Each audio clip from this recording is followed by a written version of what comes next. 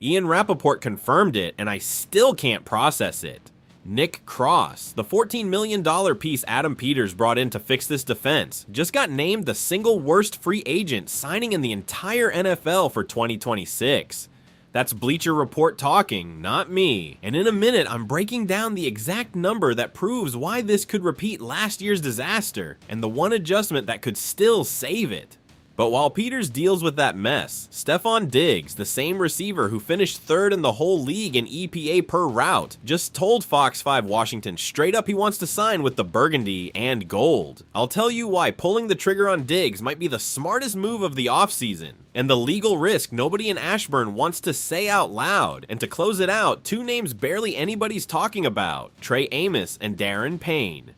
Bradley Locker already put Amos on his all-breakout team for 2026. And if these two pop at the same time, Durante Jones finally has the defense Washington's needed for years. Raise hail, let's get into it. Let's set the context from the start, because I need you to understand the full scale of this before I give you my opinion. Washington's defense finished 2025 ranked 30th in the league in EPA per play, according to Bill Walder's analysis. It was so bad that the front office fired both coordinators, offense and defense, and hired Durante Jones to rebuild the whole thing from scratch. Peters responded with a massive investment. Odafe Owe, Kalavan Chesson, and Charles Omenihu along the defensive line, Leo Chenal at linebacker, Sonny Styles in the first round of the draft, Amik Robertson and Rasul Douglas at cornerback. And at safety, the piece that was supposed to stabilize the middle of the field, he signed Nick Cross to a 2-year deal worth up to $14 million, according to NFL Network's Ian Rapoport. And this is where Morris Moten, over at Bleacher Report, comes in. He went through the exercise of naming a biggest bust for each of the league's 32 franchises heading into 2026. Listen closely to this, because it's not some local analyst complaining. This is a league-wide exercise comparing signings across all 32 teams. And out of every single player on Washington's roster, the one he picked was Cross. Not a depth piece on the offensive line, not a depth receiver. The signing that was supposed to fix this defense's biggest problem. Before I tear into this, I want to be fair about who Cross is, because it feels cheap to talk about a player without acknowledging where he comes from. He was born in Bowie, Maryland, went to high school at DeMatha Catholic in Hyattsville, and starred at the University of Maryland before the Colts took him in the 3rd round back in 2022, pick number 96. This signing is literally a homecoming, and he comes with real production. In 2025, he recorded 120 tackles, 72 of them solo, 5 tackles for loss, 2.5 sacks, 1 interception, 5 passes defensed, and a forced fumble, starting all 17 games for a 3rd straight season. In week 2 of 2025 against the Broncos, Pro Football Focus gave him an 87.5 grade for a single game, a nearly elite number. This is not a player without talent. That needs to be clear before we go further. Now, brace yourself, because this is where Moten's argument stops being a vague opinion and becomes something I have to take seriously, because Pro Football Focus's real numbers back it up hard. Cross finished 2025 with an overall grade of 59.8, ranked 69th out of 98 qualified safeties. But the number that should actually scare any Washington fan is his coverage grade, 50.4, ranked 78th out of 98. He allowed a 110 passer rating when targeted directly, and gave up 50 receptions in coverage over the season. His run defense grade, by contrast, was 72, ranked 44th. This player is, by the numbers, a box specialist who supports the run, not a free safety who closes down the field from depth. And here's the piece that turns this into a potential ticking time bomb. In Indianapolis, Cross had Cameron Bynum next to him handling the traditional free safety role, which let him focus on exactly what he does best. Washington doesn't have a Bynum next to Cross. It has Will Harris, who has allowed passer ratings above 105 in 5 of his last 7 seasons. Think about that for a second. Peters signed a player whose proven weakness, backed by data, is deep coverage, to play next to another player whose proven weakness, backed by years of history, is the exact same thing. That combination on paper is a perfect recipe for repeating the exact kind of explosive passing plays that sank this defense to 30th last season. And if that happens again, with all the capital Peters invested this offseason, the question of whether he made the worst mistake of his career stops sounding exaggerated. And I want to pause here on Peters' track record as a roster builder, because that's the standard this decision has to be measured against.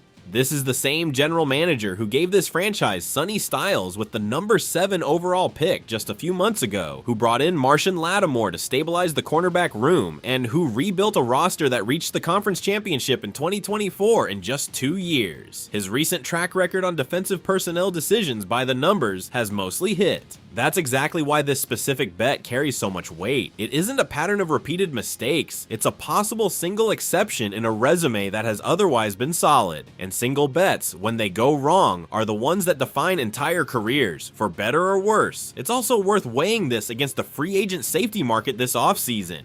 According to CBS Sports' ranking of available safeties, players with more complete coverage profiles were on the market at similar or only slightly higher price points. That means this wasn't a decision made out of desperate need, where Washington had to settle for whatever was left. It was an active decision to prioritize Cross's physical profile and explosiveness over options with a stronger deep coverage track record. That's a scheme philosophy decision, a strong bet that Durante Jones can maximize that specific profile, not a decision forced by a thin market. But here's where I have to put my full opinion in, because it would be dishonest of me to leave you only with the fear. Jones isn't walking in to install a traditional two-symmetric safety scheme. He's coming in with a track record of coverage disguises, of moving players around based on their actual strengths rather than their position label.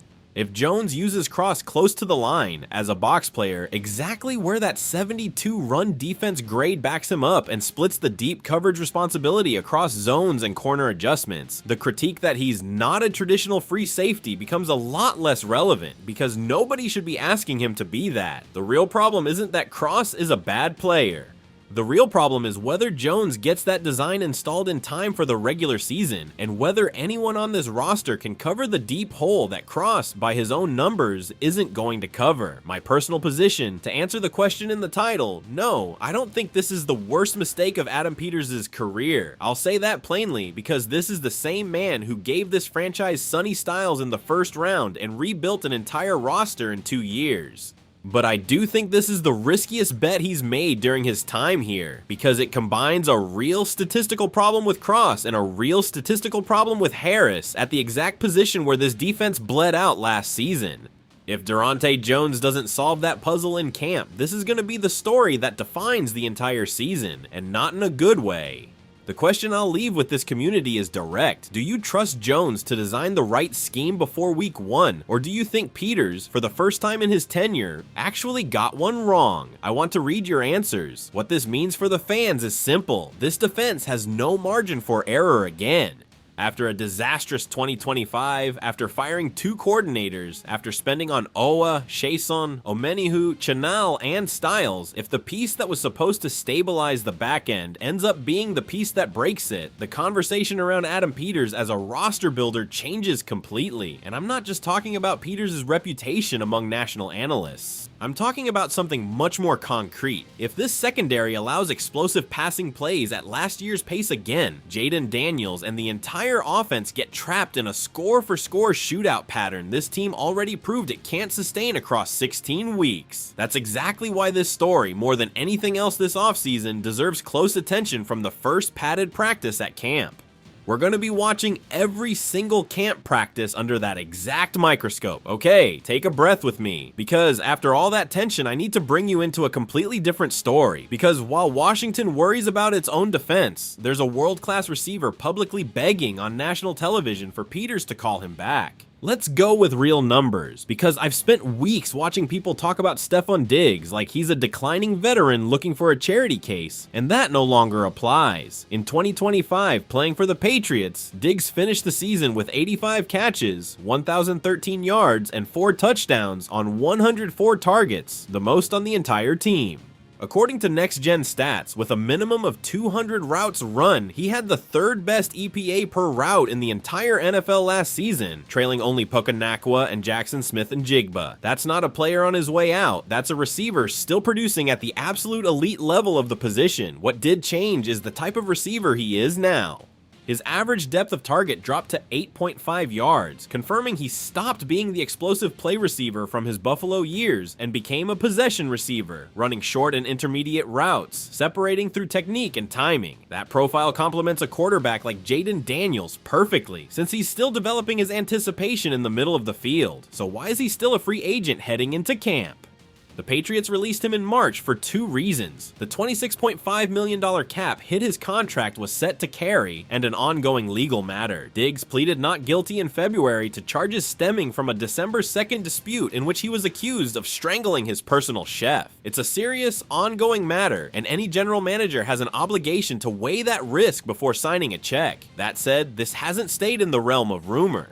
Diggs told a Fox 5 Washington, D.C. program directly that he expects to sign soon, and that he has real interest in the Commanders. He added that a homecoming was one of the first things he thought about the moment the Patriots released him. Diggs was born in Gaithersburg, Maryland, played his college ball at Maryland, and still lives in the area. And on top of that, in what feels like a statement with real weight, on his own YouTube channel he declared there is no WR2 in the entire NFL better than him.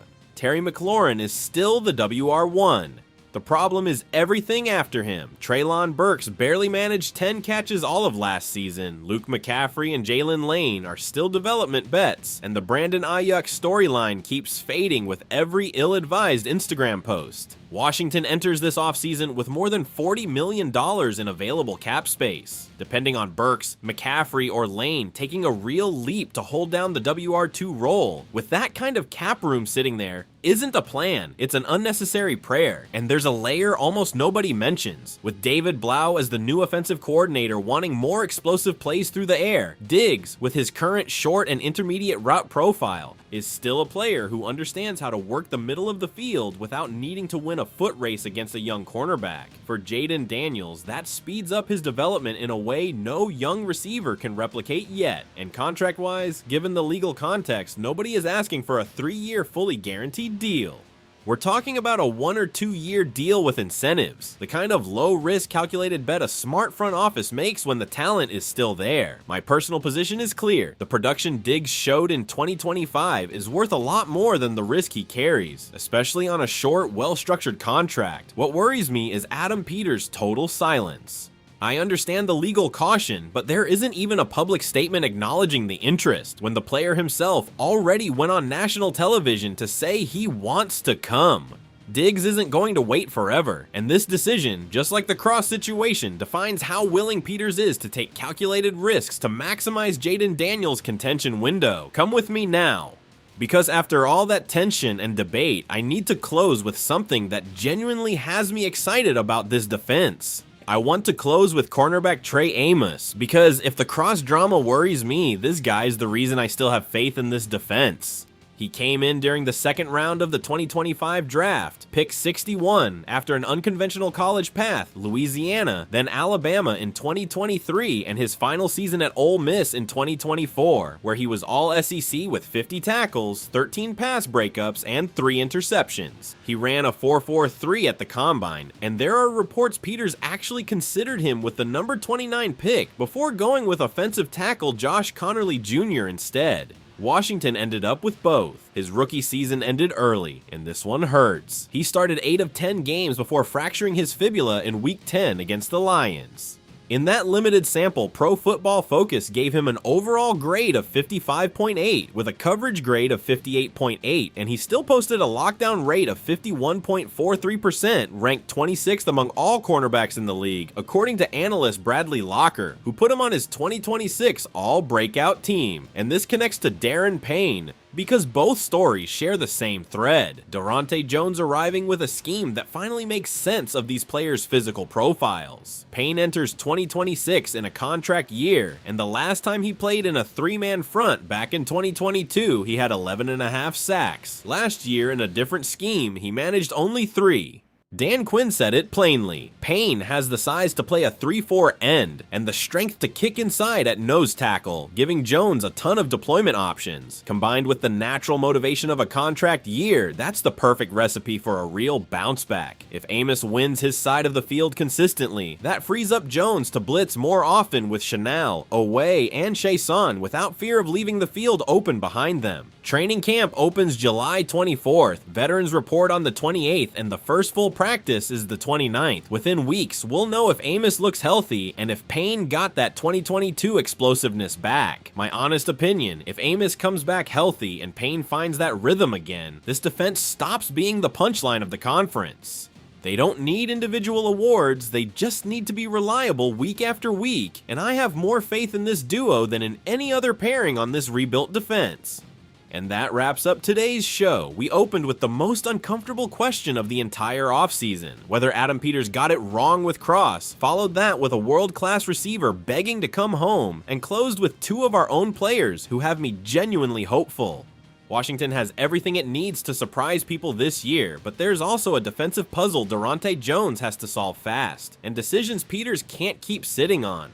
Raise hail, always. If this video gave you something, hit that like button, subscribe, and tell me down in the comments. Did Peters get it wrong with Cross, or is he going to come out smelling like roses once we see Jones's full scheme? I'm reading every single one of your answers. See you in the next one.